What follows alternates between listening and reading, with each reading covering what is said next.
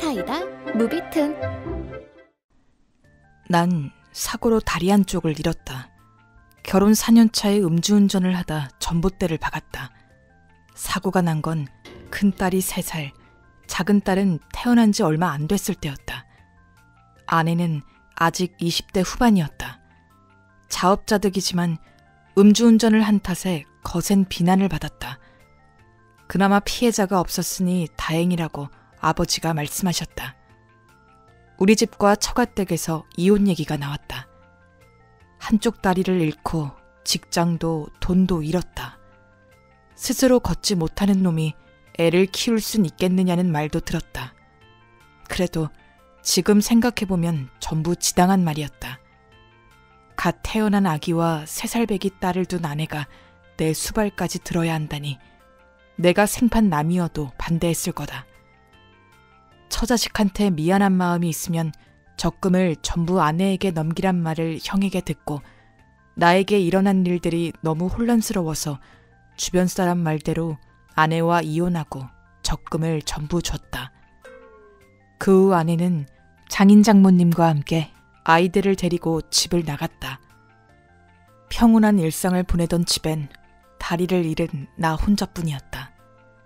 가족들도 살 희망도 전부 사라진 나는 세상이 날 버렸다고 내 인생은 끝났다며 절망에 빠졌다.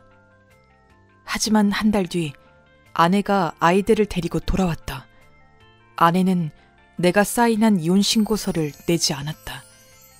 아내는 원래 전업주부였지만 한 달 동안 정규직 일자리를 찾았다고 한다.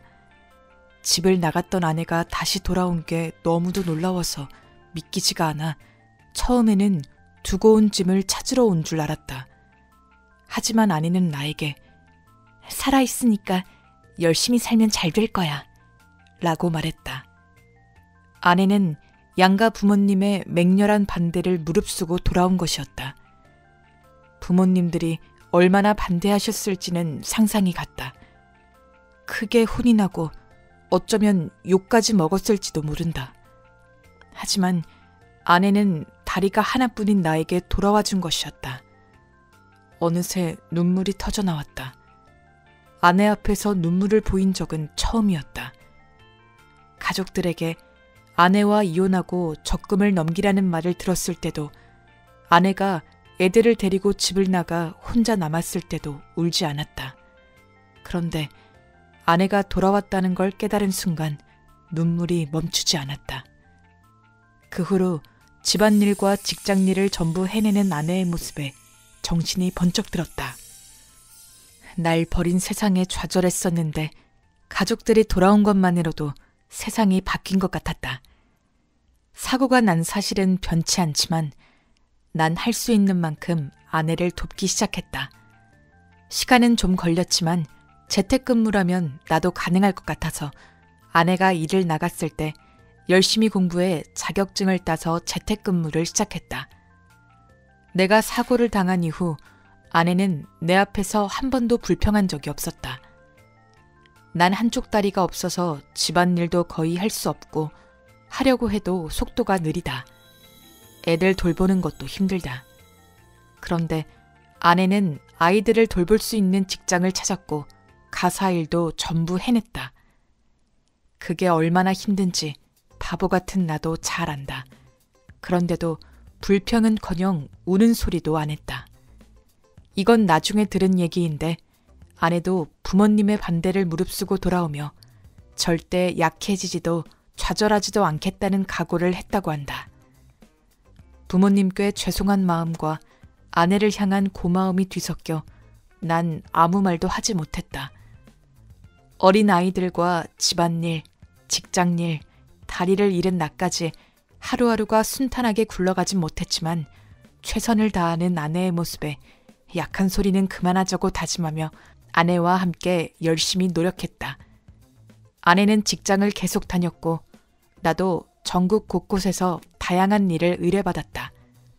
재택근무를 시작했을 땐 아내의 절반밖에 벌지 못했지만 애초에 아내는 내가 집에서 일을 해서 돈을 벌 거라고는 생각도 못했는지 아내는 대단하다, 이렇게 많이 벌었어? 라며 뛸 듯이 기뻐했다.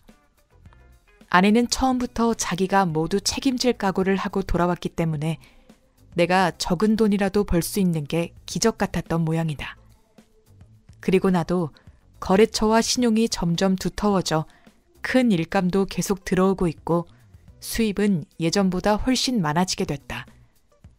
처음엔 다들 아내가 돌아가봤자 분명 이혼할 거라고 말렸지만 내가 장애가 있어도 집에서 일을 해 가정의 보탬이 되고 있다는 걸 알고 나서는 다들 입도 뻥끗 못했다. 그리고 생활이 안정을 찾자 의족을 하고 가족끼리 외출한 것도 가능해졌다.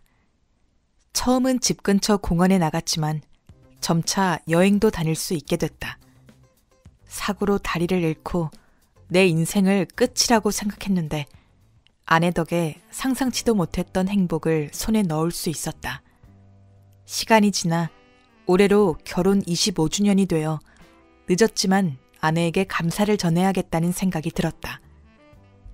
아내가 좋아할 만한 선물을 검색해보고 기념일에 결혼식을 하기로 마음먹었다. 우린 속도 위반을 하는 바람에 결혼식을 올리지 못해서 지금까지 고생만 시킨 아내에게 제대로 된 선물을 주고 싶었다. 하지만 나이 먹은 아저씨 머리로는 여자가 뭘 좋아하는지 알 수 없어서 부끄럽지만 벌써 결혼한 큰딸과 대학생이 된 작은딸에게 의견을 구했다. 그랬더니 여자끼리 뭉쳐서 적극적으로 도와줬다. 만약 아들만 있었으면 준비가 어려웠겠지. 이렇게 나는 두 딸과 함께 아내를 위한 계획을 세웠다. 딸들이 흔쾌히 도와주는 모습에 난 정말 복받은 사람이란 걸 느꼈다. 이런 복을 나에게 선물한 것도 아내였다. 딸들은 결혼식 준비를 위해 이것저것 다양한 정보를 알아봐줬고 아내를 웨딩 박람회에도 데려가서 아내의 드레스 사이즈와 취향도 알아봐줬다. 그리고 양가 부모님께 결혼식 계획을 말씀드리고 참석해달라고 부탁드렸다. 부모님들도 기합이 잔뜩 들어가셨다. 나이가 드셔서 많이 둥그러지셨고 나이에 안 맞게 무척 들뜨셨다. 원래는 당일에 사실 지금부터 라며 서프라이즈로 놀래키려고 했는데 아내의 성격을 잘 아는 딸들이 나에게 당일에 얘기하면 엄마 화낼 게 뻔해 라고 조언해줘서 기념일 한 달 전에 다 털어놨다. 실패하면 안 한 것만도 못하니까. 딸들과 함께 얘기했더니 아내는 깜짝 놀라 멍하니 있었다. 그랬더니 아내의 얼굴에 신혼 시절의 아내가 보였다. 결혼식 당일엔 큰딸이 신부 준비를 도맡았다. 양가 부모님과 큰딸 가족들, 작은딸 모두 축하해줬다. 옛날 일이 떠올라서 부모님들의 진심 어린 축하는 내게 큰 감동이었다. 자신의 잘못으로 장애를 얻었지만 이로써 모두에게 인정받은 듯한 기분이 들었다. 결혼식 중에 아내에게 쓴 편지를 낭독했는데 사실 아내에게 편지를 써본 건 처음이었다. 결혼식을 하기로 하고 무슨 말을 쓸지 계속 고민했는데 사랑해. 앞으로도 잘 살자. 당신은 나 같은 놈한테 아까운 사람이야. 라는 말을 편지에 꼭 쓰고 싶었다. 몇 년 넘게 사랑한단 말을 하지 않아서 편지에 쓰는 것만으로도 낯간지러웠다. 내가 편지를 읽자 아내는 펑펑 울었다. 내 편지는 30점짜리였을 거다. 그래도 전하고 싶은 말이 잘 전해졌을까 생각하니 아내가 집을 나갔던 순간과 다시 돌아온 순간이 주마등처럼 스쳐 나도 말을 잇지 못할 정도로 울었다. 어느새 식장 안이 울음바다가 되었다. 젊은 나이도 아니지만 결혼식 이벤트를 준비해서 참 다행이었다. 그때 날 버리지 않은 아내에게 깊이 감사하고 있다. 아내에게 버려졌다면 난 지금도 절망 속에서 살았을 거다. 그 다음 날 겹경사로 큰딸의 임신 소식이 들려왔다. 아내는 나 벌써 할머니 되는 거야? 라며 너스레를 떨었지만 주변 사람들에게 손자가 생겼다며 자랑을 늘어놓았다. 그리고 요즘은 매일 큰딸과 아기용품을 보러 다닌다. 지금 이 순간의 행복은 아내가 날 버리지 않고 노력해준 덕에 얻은 것이니 내 남은 인생을 바쳐 아내를 행복하게 해주리라 다짐했다. 이번 영상은 어떠셨나요? 재밌게 보셨다면 구독, 좋아요에 댓글까지 달아주시면 감사하겠습니다. 그럼 다음 영상에서 만나요.